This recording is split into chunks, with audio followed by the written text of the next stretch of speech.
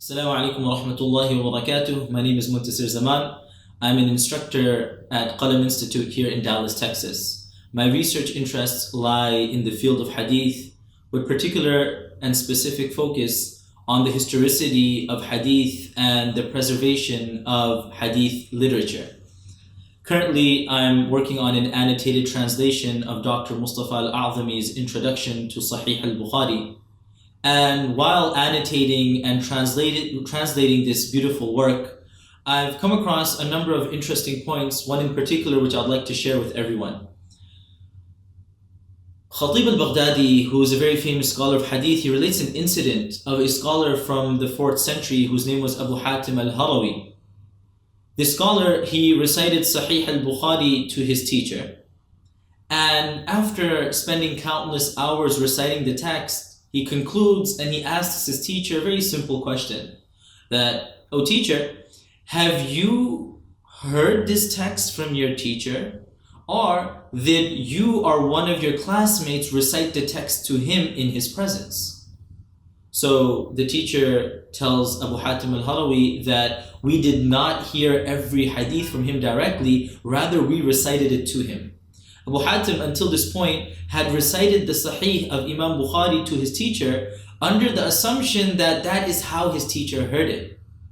But it wasn't the case, so he began the entire text again from the beginning, just so that he can be more true to the manner of which the text was transmitted.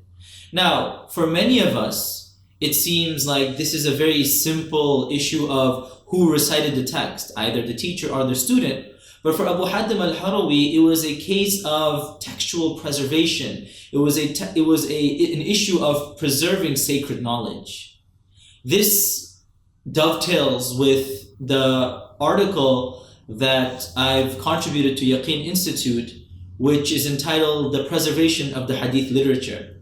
Here I explore how Muslim scholars throughout the centuries have inherited this scholarship and this beautiful legacy of hadith from their predecessors, but particularly how did they preserve the hadith literature? Books such as Sahih al-Bukhari, Sahih Muslim, which decorates the libraries of Islamic institutions and homes throughout the world.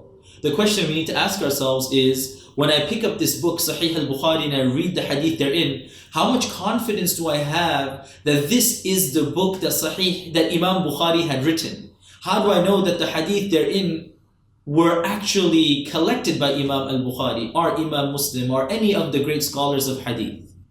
It's a question that many of us should ask ourselves. And in this article, I argue that there's no reason to doubt the authorship of these collections. And scholars have gone to great length to ensure that these hadith have remained as pristine as possible, as humanly possible. And you would find that no other civilization had exerted that much effort in preserving its history and its sacred knowledge. I hope everyone benefits from this article. I hope to hear everyone's constructive criticism and feedback. Jazakumullahu khairan. Wassalamu alaikum wa rahmatullahi wa barakatuh.